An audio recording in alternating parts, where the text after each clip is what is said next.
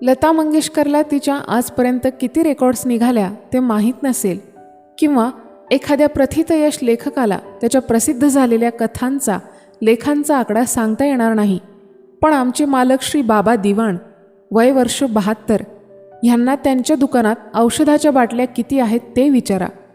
Medical न्यूजचा अंक क्षणभर नजरेपासून दूर करतील, चष्म्यातून तुमच्याकडे रोखून पाहतील आणि अगदी आत्ता, होय आत्ता सांगतील. 1598 देशी, 4517 विदेशी, संध्याकाळी 200चं पार्सल येणार आहे ते निराळं. नंतर ते पुन्हा थांबतील. तुम्ही फाजील चौकशी करणारं गिऱ्हाईक आहात का खरोखर काही विकत घ्यायला आलेले गृहस्थ आहात हे ते पाहतील. तुम्हाला ते ओळखतील, त्यांना ते समजेल. 40 वर्षांचे आडाखे आहेत, चुकायचे नाहीत सहजासहजी. तुमचा अंदाज घेऊन झाल्यावर ते शांतपणे विचारतील, आपल्याला काय हवं आहे? तुम्ही औषधाचं नाव सांगाल, तेवढ्याच शांतपणे ते माझ्याकडे वळून म्हणतील, 24 नंबरचं कपाट, वरून 5वा कप्पा, उजव्या हाताच्या बाजूला 15वी बाटली. तेवढ्यावर ते थांबतील तर ठीक, पण ते थांबायचे नाहीत. त्याची किंमत त्यांच्या जिभेवर असेल. कोणत्या कंपनीचा माल आहे ह्याची माहिती एवढ्याशा डोक्यात असेल आणि केव्हापासून औषध दुकानात ठेवलेलं आहे ही तारीख डोळ्यांसमोर असेल. तप आहे तप, मी त्याला साधनाच म्हणतो. एक मॅनॅडोल द्या. शिडशिडीत बांध्याची पण कमालीची पाणीदार डोळे असलेली मुलगी मला सांगत होती. एक मॅनॅडोल द्या. लहान साईज का मोठा? माझा प्रश्न. लहानच द्या. मोठा घ्या, स्वस्त पडेल. नको, 8 आणे वाचवण्यासाठी 2 रुपये घालवावे लागतात, ती मोकळेपणे म्हणाली. मी हसलो. चातुर्य आहे, थोडीशी बोलण्याची कला हवीच, ऐकणाऱ्याला मजा वाटते. मी बाटली बांधून देतो न देतो तोच श्रीपादराव डोंगरे घामाघूम होत दुकानाच्या पायऱ्या चढताना दिसतात. वयानं दिवाणांच्याच वयाचे गृहस्थ. उंची, जाडी, अंगकाठीही आमच्या मालकांसारखीच. फरक आहे फक्त चेहऱ्यात. चेहरा कमालीचा उतरलेला, खंगलेला, डोळे काळजीनं ओढलेले, पण त्यात जीवन जळून पाहिल्या सोसल्याचे भाव. गेले 15 दिवस हे गृहस्थ दुकानात 1 दिवसाआड येत होते. प्रत्येक दिवसाची त्यांची औषधाची खरेदी कमीत कमी 40-45 रुपयांची आहे. बहुधा घरी कुणीतरी सिरियस असणार. कोण असेल बरं? मुलगी, मुलगा, भाऊ? आज विचारायचंच कोण आजारी आहे म्हणून. आमची नजरानजर झाली. डोंगरे हसले. त्यांना लागणारी औषधं मला पाठ झाली होती. न बोलता मी 1 डझन इंजेक्शनचा बॉक्स समोर ठेवला. डोंगरे आणखीन हसले, मघापेक्षा जास्त खुलं. हेच हवं ना? नाही, आज दुसरीच औषधं हवीत. एवढं कोण आजारी आहे? बायको. मला उगीचच आश्चर्य वाटलं. मी त्यांच्या हातातली यादी घेतली. कानावरची पेन्सिल हातात घेऊन मी यादी वाचू लागलो. जेवढ्या बाटल्यांच्या किमती माहीत होत्या तेवढ्याचे आकडे मी त्या नावापुढे लिहिले. उरलेल्या बाटल्यांची किंमत पाहण्यासाठी प्राईज लिस्ट काढली. एका फुली केलेल्या औषधाकडे बोट दाखवीत मी म्हणालो, हे आउट ऑफ स्टॉक. कुठेही मिळायचं नाही का? आमच्याकडे नाही, बाहेरचं काही सांगता येत नाही. नाव काय आहे रे? मालकांनी मध्येच विचारलं. मी नाव सांगितलं. एकच नग शिल्लक आहे, 18 रुपये पडतील म्हणावं. चालेल चालेल, द्या बांधून. त्या 4ही बाटल्या म्हणजे उंची टॉनिकं होती. खूप मोठ्या आजारातून बरं झाल्यावर झटपट शक्ती येण्यासाठी ती चांगली उपयोगी होती. बरी आहे प्रकृती मिसेसची? मी सहानुभूतीनं विचारलं. किंचित काळ थांबत डोंगरे म्हणाले, आहे तशीच आहे. मग ही टॉनिकं? माझ्यासाठी, त्यांनी शांतपणे सांगितलं. मी गडबडलो. माझा चेहरा न्याहाळत डोंगरे म्हणाले, काल डॉक्टरांना विचारलं, रोज 50 ऐवजी 500 रुपये फेकायला तयार आहे. ह्या वयात कर्ज झालं तरी चालेल, पण खात्रीपूर्वक सांगा, बायको वाचेल की नाही? बरं मग? मी अधीरतेनं विचारलं. त्यांनीही आडपडदा न ठेवता सांगितलं, पेशंट फार तर 2 दिवसांचा सोबती आहे. डोंगरे थांबले. त्यांच्या डोळ्यातून तरारून अश्रू उभे राहिले होते. बोलता बोलता आवाज दाटला होता. मी सुन्न झालो. खिशातून पाकीट काढता काढता डोंगरे दाटलेल्या आवाजात म्हणाले, आम्हा दोघात पुढे जाण्याबद्दल पैज लागली होती, तीच जिंकणार आहे पुन्हा. आणि त्यावर ते भेसूर हसले. मी गप्प होतो. पण डोंगरांनाच बोलण्याची हुकी म्हणण्यापेक्षा उमळा आला होता. उपरण्यानं वारा घेत ते म्हणाले, डॉक्टर म्हणतात बायको मरणार आहे. डॉक्टर लोकांना खरंच काही कळतं की नाही कोण जाणे. वास्तविक मरणार मी आहे.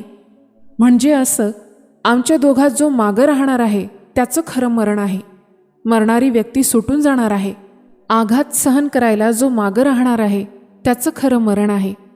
मला आता आघात सहन करायचा आहे. पराभव पचवायचा आहे. आठवणींची भूतं मानेवर वागवायची आहेत. स्मृतींचं ओझं पाठीवर फिरवायचं आहे. म्हणून म्हटलं, टॉनिक माझ्यासाठी. आपण एवढे निराश का होतील त्या बऱ्या. डॉक्टर लोकांचा अंदाज नेहमीच खरा नाही ठरत. खरं आहे, 35 वर्षांपूर्वी असंच झालं. खूप आजारी होती ती. 4 दिवस बेशुद्ध होती. त्या 4 दिवसात मी हॉस्पिटलमधून हललो नव्हतो, जेवलो नव्हतो, झोपलो नव्हतो. माझ्याऐवजी दुसऱ्या कुणाला बसून दिलं नव्हतं. ऑफिसला तर गेलोच नव्हतो. पण 4 दिवसात पोरांच्या पाठीवरून हातसुद्धा फिरवला नव्हता. 5व्या दिवशीसुद्धा ती शुद्धीवर आली नाही. तेव्हा डॉक्टरांनी प्रयत्न सोडून दिले. मला घरी जाऊन विश्रांती घेण्याची सक्ती केली. रात्री 2 वाजेपर्यंत ती फार तर जगेल असं सांगितलं. तरी मी 1:30 वाजेपर्यंत बिछाण्याशी बसून होतो.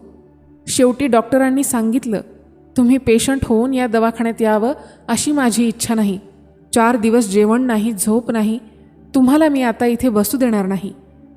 शेवटी नाईलाजानं वॉर्ड बाहेर आलो. बाहेर मेवणा झोपला होता. सौला त्याच्या हवाली करून घरी आलो. दारावरच माझ्या पाटी शेजारी तिच्या नावाची पाटी तिच्या हौसेखातर लावलेली होती. फटकन मनात विचार आला, उद्या ही पाटी काढावी लागणार. कुलूप काढलं. कितीतरी वेळ मग दरवाजा उघडेच ना. जोर करून उघडला. दारात तिचीच कोरी करकरीत चप्पल अडकली होती. दुसरा विचार डोक्यात आला, एकदाही चप्पल तिनं पायाला लावली नाही. आता ह्याचं काय करायचं? देता येतील शेजारच्या कुसुमला. खिशातलं पाकीट कपाटात टाकण्यासाठी कपाट उघडलं. समोरच पातळांचा ढीग दिसला. पोटात कालवाकालव झाली. पण मन असं दुष्ट पहा. दुसरा विचार पाठोपाठ डोक्यात आला की ह्या पातळांसाठी आता कपाट अडवायचं काय कारण? आपली फळीवरची आवडती पुस्तकं ह्यात टाकावीत. आता दर महिन्याला 1-2 पुस्तकांची खरेदीही जमेल. 1 ना 2 असंख्य भले बुरे विचार. मुलांच्या व्यवस्थेचाही विचार करून ठेवला. मोठ्या मुलाला माझा ओढा होता. धाकट्याला आजोळचा लळा होता. धाकटा आजोळी, मोठ्याला माझ्याजवळ. सगळी आखणी तासात तयार झाली. आणि मग डोळा केव्हा लागला कळलं नाही. एवढंच नाही तर सकाळी कुसुम उठवेपर्यंत जागही आली नाही. धडपडून उठलो आणि डोक्यात खसकन विचार आला, ही रात्रीच गेली असणार. विचारासरशी शरीर दगडासारखं झालं. मग शांतपणे कोपऱ्यावर आलो. चहा घेतला. पोटाची आणखी आठवण झाली. तुम्ही मला पशु म्हणाल, पण त्यावेळी मी बिस्किटही खाऊन घेतली. चव कळत नव्हती, पण भरपूर खात होतो. माणूस पशु असतो हेच खरं. सावकाश दवाखान्यात आलो. वॉर्डमधून तिला बाहेर काढून ठेवलं असेल असं म्हणता म्हणता वॉर्डमध्ये गेलो आणि समोरच बिछाण्यातून उठून सौ माझी वाट पाहत होती. ज्या वेळेला ती मरणार म्हणून डॉक्टरांनी सांगितलं होतं त्याच वेळी 2 वाजता ती माणसात आली होती. परमेश्वराला मी करोडो धन्यवाद दिले. तेव्हा कल्पना नव्हती की नियतीला दुसराच फटका मारायचा होता. म्हणून 35-40 वर्षांनंतर पुन्हा तीच वेळ आली आहे. पण आता आयुष्याची काहीच आखणी नाही. भविष्यकाळच उरलेला नाही. पुढे आता फक्त भूतकाळ आठवायचा. आठवणी पुजायच्या. खचून जायचं. शरीराला टॉनिक पाजून मन बळकट होतं का हे आकारण बघायचं. 40 वर्षांपूर्वी नजरेसमोर भविष्यकाळ होता. म्हणूनच फळीवरची पुस्तकं कपाटात टाकायची होती. जगायचं होतं. एक 6 वर्षांचा, एक 8 वर्षांचा अशी 2 पाडसं होती. आता कोणी नाही. आणखी घरात कोणी नाही. कोणी नाही. मी आणि बायको. मी 74 वर्षांचा आणि बायको 67 वर्षांची आहे. साऱ्या आयुष्याचा हिशोबच चुकलाय. ऐन तारुण्यात आलेले 2ही मुलगे वारले. पोटचे गोळे गेल्यावर क्षणभरही जगू शकणार नाही ही दोघांची खात्री. पण चांगले 15 वर्ष जगलो. 2ही मुलांच्या शिक्षणासाठी पोटाला चिमटे घेऊन एक वेळ जेवून 6-7 हजार खर्च केले. म्हातारपणाचा आधार म्हणून, शेवटपर्यंत सोबत म्हणून. अन झालं काय? दोघंही गेले. आणि जिनं प्रामाणिकपणे आजपर्यंत प्रवास केला, अपेक्षा नसताना तिला वाचवायला पैसे राहिले नाहीत. कसलं हे आयुष्य! 2 प्रचंड पराभव झाले आयुष्यात. आता हा 3रा पराभव. डॉक्टर म्हणतात बायको मरणार आहे. मी म्हणतो ती मरून जगणार आहे. मी जगून मरणार आहे. आपली मुलं कशानं गेली पण? दोघंही अपघातानं गेली. ऑफिसात मी अगदी साधं आयुष्य काढलं. चैन नाही, हॉटेल नाही, सिनेमा नाही. एके दिवशी ऑफिसात पार्टी होती. सगळ्यांनी मला गळ घातली आणि मलाही पुन्हा पुन्हा नकार देवेना. घरी जायला 3 तास उशीर झाला. तेवढ्या वेळात मोठा मुलगा मला शोधायला बाहेर पडला. दिवस जातीय दंग्यांचे होते. त्यात त्याचा खून झाला. केवढी पार्टीची किंमत मोजावी लागली पहा. दोघातला एक राहिला. आम्ही नवरा बायको पूर्वीपेक्षा त्याच्यावर माया करू लागलो. मग त्याचा भविष्यकाळ घडवू लागलो. त्याला मोठा झालेला पाहू लागलो. पण तोही हिशोब चुकीचा ठरला. मॅट्रिकच्या परीक्षेचा निकाल सर्वात आधी मला कळावा म्हणून गडबडीने चालती गाडी पकडायला गेला आणि माझ्या कानावर दोन्ही निकाल एकदमच आले. जगणार नाही, जगणार नाही म्हणता म्हणता एवढी जगली. आता उरला सुरला हिशोब पुरा करण्यासाठी मला मागे ठेवून बायकोही चालली पुढे. मनातले कढ संपले असावेत. डोंगऱ्यांनी रस्त्याकडे तोंड फिरवलं. उपरण्यानं डोळे पुसले, तोंड पुसलं आणि पुन्हा माझ्याकडे बघून भीषण हसत त्यांनी विचारलं, टॉनिकच्या बाटल्या देताना बांधून? हो, म्हणून मी मागं वळतो तो आमचे मालक मागेच उभे असल्याचे दिसले. त्यांच्या हातात टॉनिकच्या बाटल्या व डोंगऱ्यांच्या बायकोला लागणाऱ्या इंजेक्शन्सची पेटी होती. ह्या तुमच्या टॉनिकच्या बाटल्या आणि हे तुमच्या मिसेसचं औषध, दिवाण डोंगरांना म्हणाले. माझ्याकडे फक्त टॉनिकसाठी पैसे आहेत. औषधं? तुम्ही दोघांचं औषध घेऊन जा. तुमच्या बायकोला वाचवण्याची शक्ती डॉक्टरांच्या प्रिस्क्रिप्शनमध्ये नाही, तुमच्या तीव्र इच्छाशक्तीमध्ये नाही किंवा माझ्याजवळच्या असंख्य बाटल्यांमध्ये नाही. तुम्ही म्हणता तेच खरं आहे. तो हिशोब काही निराळाच आहे. ती आकडेमोडच काही आपल्या बुद्धीपलीकडची आहे. आपल्या हातात फक्त वजाबाकी आहे. मीही त्या हिशोबानं पळवला गेलोय. तुम्ही सगळी औषधं घेऊन जा. तुम्ही जगा, बायकोलाही जगवा. भविष्यकाळाची आखणी न करता जगा. आपला हिशोब मग पाहू. डोंगरे भारावले. अशी ही माणसं जगात असतात हे त्यांच्या गावीही नव्हतं. खरं म्हणजे ते माझ्याही गावी नव्हतं. बहुधा वयाचा परिणाम असावा. एक वृद्ध माणूस दुसऱ्या वृद्ध माणसाला आधार देत होता. 2 वेलींनी एकमेकांच्या आधारानं उंच होऊ असं म्हणण्यासारखं होतं ते. सबंध महिन्यात डोंगरे दुकानाकडे फिरकले नाहीत. चुकून रस्त्यात सुद्धा दिसले नाहीत. त्यांना भेटून महिना लोटलाय असं वाटतही नव्हतं. एवढा वेग आला होता. उगीचच तोही. पुरा महिना गेल्यावर दिवाण मला म्हणाले, तुम्ही डोंगऱ्यांकडे जाऊन या. एका जुन्या बिलावर आपल्याकडे त्यांचा पत्ता आहे. एक गोष्ट मात्र लक्षात ठेवा, त्यांच्या सौचं काही कमी जास्त झालं असेल तर अजिबात पैसे मागू नका. रात्री 8:30 वाजता दुकान बंद करून जवळ असलेल्या पत्त्यावरून मी डोंगऱ्यांचं निवासस्थान शोधून काढलं. दरवाजावर 2 पाट्या होत्या. एक डोंगऱ्यांची, एक त्यांच्या बायकोची. खोलीत दिवा नव्हता, पण पुढचं दार नुसतं लोटलेलं होतं. मी त्याला थोडा धक्का देताच ते सताड उघडलं. त्याच वेळेला एक मोठा आवाज झाला, बाटल्या फुटल्यासारख्या. मी दारातच थबकलो. तोच आतून एक क्षीण आवाज आला, कोण? विष्णू का रे? ये बाबा, आत ये. विशेष काही नाही फुटलं. औषधाच्या रिकाम्या बाटल्या होत्या. डोंगऱ्यांची बायको वाचली, जिवंत आहे. त्या न पाहिलेल्या म्हाताऱ्या बाईबद्दल जिव्हाळा वाटू लागला.